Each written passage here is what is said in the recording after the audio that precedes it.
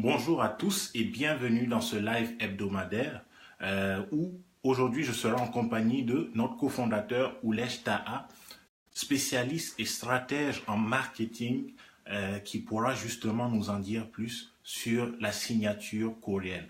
Donc le thème d'aujourd'hui, c'est comment bien utiliser sa signature email courriel. Est-ce toujours tendance ou pas? Donc nous aurons en live Oulesh Taha pour nous en parler. Donc, sans plus hésiter, je vais inviter à joindre ce live Oulesh Taha, spécialiste en marketing, qui me rejoindra moi. Justement, j'essaye de l'ajouter dès maintenant. Parfait. Oulesh Taha, cofondateur de Propulsion Afrique, pour nous parler de la signature coréenne et de toutes ces stratégies marketing dont on peut bénéficier. Bonjour Oulesh, comment ça va? Bonjour Alioune, comment vas-tu? Ça va bien, ça va bien. Alors, je pense qu'il n'y a plus besoin d'introduction. J'ai dit le maximum que je pouvais sur toi. Et moi, en tant qu'entrepreneur, j'ai souvent des difficultés à utiliser des choses qui peuvent être tendance, mais il y a une nouvelle façon de les utiliser. Je vais parler, par exemple, de la signature courriel. Absolument. Est-ce que, à ton avis, c'est toujours tendance la signature courriel? Effectivement, la signature courriel est quelque chose de très important que les gens négligent. Avant vraiment de rentrer juste dans la signature courriel, j'aimerais vraiment préciser aux gens que la promotion de votre entreprise ou bien la promotion de n'importe quel projet que vous avez, normalement peut se faire de différentes façons. Aujourd'hui, sans promotion en ligne, vous perdez tellement de clientèle, tellement de gens qui pourraient faire affaire avec vous. Donc, il y a les médias sociaux, il y a vos sites web, il y a plusieurs façons de faire la promotion de votre entreprise. Mais il y a aussi d'autres façons de les faire plus simplement sans pour autant avoir à payer. Sur Facebook, si vous voyez, Facebook est très bon pour faire la promotion. Mais surtout quand vous payez avec Google AdWords aussi, vous pouvez payer. Il y a plusieurs autres façons de faire la promotion de votre entreprise ou de votre projet. Mais aujourd'hui, on va parler d'une technique et cette technique est une technique simple, c'est une technique qu'on utilise souvent, c'est l'email. L'email, c'est quelque chose en fait que la plupart des gens utilisent dans la planète.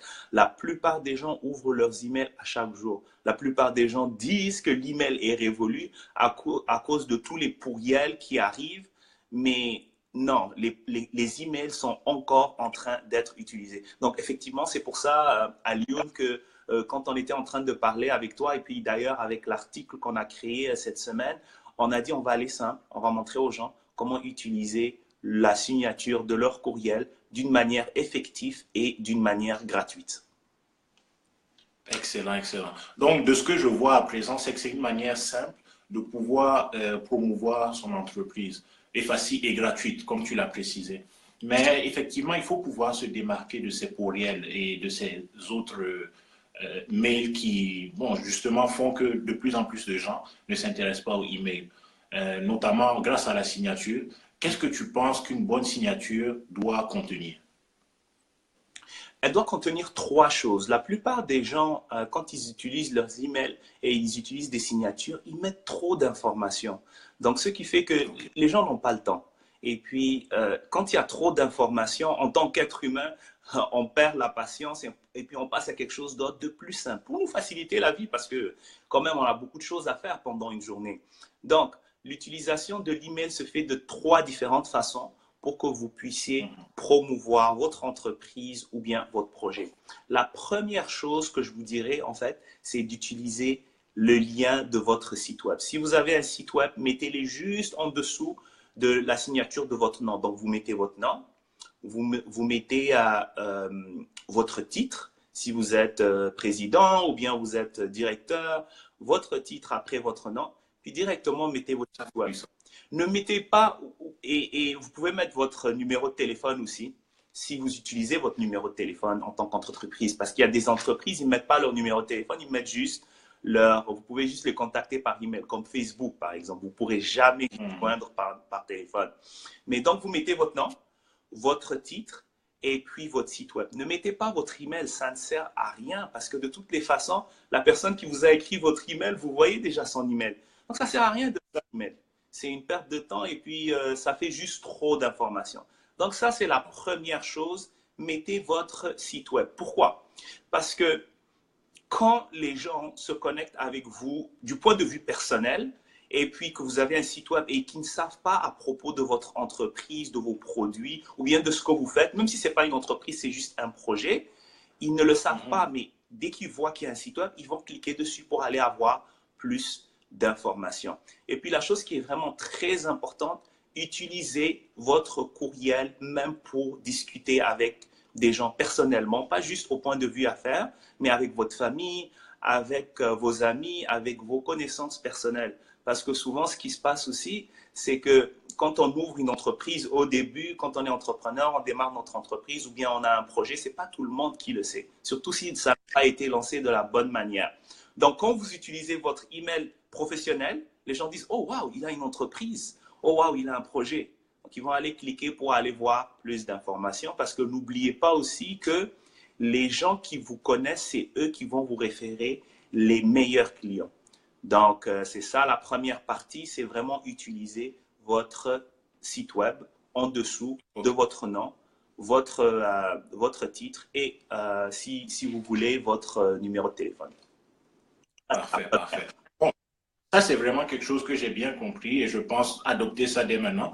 Mais je me disais que certes, je peux ajouter le lien du site web. Je ne veux pas être trop chargé non plus. Mais est-ce qu'il y a d'autres liens qui seraient bien ajoutés, par exemple? Absolument. Le deuxième lien, c'est le lien vers un de votre plateforme de médias sociaux. Si vous avez Facebook, si vous avez Instagram ou bien Twitter, etc., il y a beaucoup de plateformes de médias sociaux de nos jours.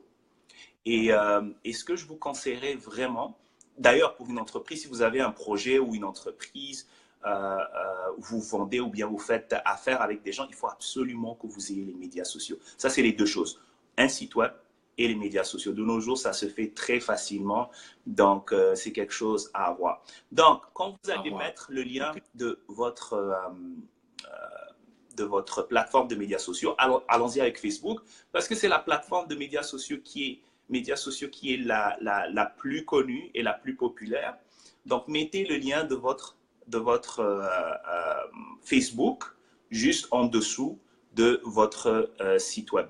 Et puis, s'il vous plaît, ne mettez pas Facebook, Twitter, Instagram, Pinterest. Ça fait trop d'informations. Il faut garder un seul lien.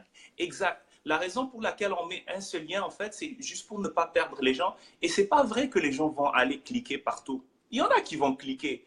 Mais s'ils cliquent, ils ne vont pas aller vraiment en détail pour avoir l'information et vraiment bien vous connaître. Mais si vous avez juste un seul lien, mettez Facebook par exemple pour 2-3 semaines. Puis après, si vous voulez, vous changez.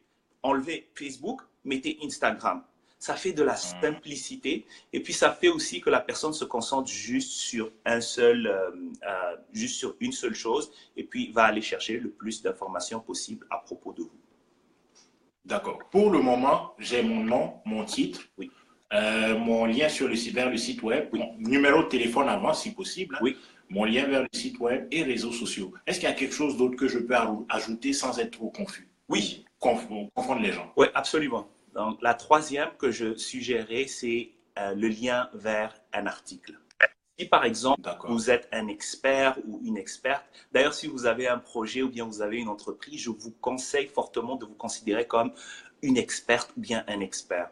Et pour cela, il va falloir que vous partagez certaines informations gratuitement avec les gens. Parce que de nos jours, n'importe quelle entreprise, n'importe quel produit ou n'importe quel service qui fait affaire avec des gens, il donne des choses gratuitement. Donc, la chose la plus facile que vous pouvez faire, c'est écrire un article ou écrire un conseil dans un blog. Donc, si vous avez votre site web, créez un blog, une partie blog et écrivez un article, un petit article.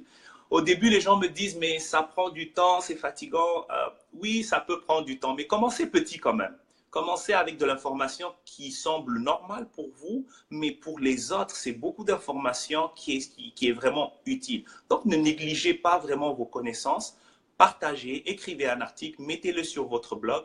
Ou bien si vous n'avez pas un blog, vous pouvez aussi partager d'autres informations à propos de vous, comme par exemple des projets que vous avez faits ou bien n'importe quoi qui est associé avec votre expertise. Donc, dès que vous avez Excellent. ce lien, vous le mettez en dessous de votre Facebook ou bien de votre Instagram, de votre médias sociaux. Vous le mettez en dessous et puis moi, je crois que ça, c'est suffisant. Vous avez juste le lien vers votre site web, le lien vers votre plateforme de médias sociaux et puis le lien vers votre... oui, Votre article. exact. J'ai un blanc de mémoire. Mais oui, mais vers votre article. C'est vraiment très, très important d'avoir au moins 3. Pas plus, moi, je ne vous conseillerais pas. Puis après ça, vous alternez. À chaque 2 semaines ou à chaque 3 semaines, changez, alternez. Puis ça fait la simplicité. Et puis, vous allez voir que vous allez commencer à avoir des gens qui vont connaître votre entreprise, qui seront connectés vers vos expertises qui sont dans votre blog, dans votre article. Donc, juste pour résumer rapidement, donc 3 choses pour que ce soit très simple. La première chose que vous devez faire dans votre signature email, vous mettez votre nom, votre titre, numéro de téléphone si vous voulez, pas obligé, pas d'email, s'il vous plaît, c'est une perte de temps. L'email est déjà là quand vous l'envoyez à la personne. La prochaine chose, deuxième, vous mettez le lien vers votre Facebook, Instagram, Pinterest, ça dépend, mais mettez juste un seul. N'en mettez pas beaucoup parce que les gens vont être perdus, ils seront fatigués, ils ne partiront pas en détail pour vraiment connaître. Troisième, mettez un lien vers votre article ou bien quelque chose que vous avez écrit qui démontre en fait que vous êtes un expert ou une expert dans votre marché, dans votre secteur d'activité. D'accord. Donc, ce processus pour les signatures de mail permet vraiment aux personnes de découvrir plus sur nous et de renforcer le fait qu'on est justement expert. Moi, j'ai une dernière question au point de vue personnel où je me demande parce que beaucoup de gens ont des signatures de mail fancy avec des designs et tout ça. Oui. Est-ce que toi, tu conseillerais d'aller vers là ou de garder tout simple, juste écrire le texte aligné plutôt que les photos, les images HTML, les trucs vraiment jolis? Gardez les choses simples parce que vous allez peut-être impressionner les gens, mais les gens vont regarder ça, ils vont dire « Oh, waouh, c'est super, c'est bon ». Mais quand il y a trop d'informations, les gens ne peuvent pas assez, je pourrais dire, se concentrer de telle façon à mieux vous connaître. Mais s'il y a juste 3 liens, et ces 3 liens ne sont pas vraiment connectés, parce que, le premier, c'est la création, aller voir, OK, c'est quoi la communauté, qu'est-ce que tu partages comme information, quels sont les gens qui sont connectés dans ta communauté, ça, c'est le Facebook. Votre site web, ça démontre ce que vous offrez. Puis, et puis pour tes expertises, là, ça, c'est l'article que tu vas créer. Donc, gardez ça simple. Moi, je te dis, quand j'ai commencé à appliquer ça, jusqu'à maintenant, j'ai eu 5 clients. Je l'ai appliqué, ça fait déjà à peu près 4 mois. J'ai eu 5 clients et c'est des gens, en fait, qui ne savaient même pas que j'avais une entreprise. Parce que avant, ce que je faisais, mes courriels personnels, je les utilisais pour communiquer avec les gens que je connaissais, ma famille, mes amis, juste les connaissances personnelles. J'utilisais mon courriel professionnel juste pour mon travail. Mais c'est ça la plus grande erreur que les gens font. Oubliez votre compte personnel. Utilisez juste votre compte professionnel pour pouvoir vous connecter avec tous les gens de telle façon à partager votre expertise, partager en fait vos produits et services, de telle façon à ce que les gens vous connaissent parce que les gens ont besoin en fait de vos produits et services. Mais ils ne le savent pas. Tout ce qu'ils savent, c'est que vous êtes Oulèche ou bien vous êtes Alioune, on communique de temps en temps, on sort ensemble. Non, allez-y plus loin que ça. Parce que si eux, ils ne peuvent pas l'utiliser, ce qui va se passer en fait, c'est qu'ils vont vous référer à d'autres personnes. Parfait, parfait. Ok, ça fait beaucoup de sens. Mais je posais la question parce qu'il y a souvent des types de mails, de signatures email venant généralement des grandes compagnies où tu as le nom, tu as la photo, tu as la compagnie et après tu as les termes et conditions oui, qui sont alignés plusieurs. Donc je trouve ça un peu drôle et je ne sais pas pourquoi ils continuent de l'utiliser. Mais je te dis honnêtement, la plupart des gens ne lisent pas ces termes et conditions. Ça, c'est un problème. Et ces termes et conditions, de toutes les façons, la plupart des gens les connaissent. Et puis, Exact. exact. Et si c'est quand vous commencez à faire affaire avec les gens, là, vous pouvez utiliser les contrats, les termes et conditions, etc. Mais c'est juste pour communiquer au début, mais faites Pas ça besoin. très, très simple pour que les gens puissent vraiment attraper l'information facilement, la digérer et C'est puis pouvoir faire affaire avec vous à long terme. Non, c'est excellent. Ben, j'apprécie beaucoup ton intervention et j'invite tout le monde déjà à partager ce live parce que peu de gens ont l'information que tu viens de nous délivrer aujourd'hui. Donc, c'est pas une bonne idée de le garder jalousement. Donc, partagez au maximum de personnes et allez voir plus d'informations justement dans l'article qui a été écrit par Oulesh Taha qui est sur notre site web. Et j'imagine que la prochaine fois, on parlera du contenu du mail, qu'est-ce qu'on écrit pour avoir un bon mail.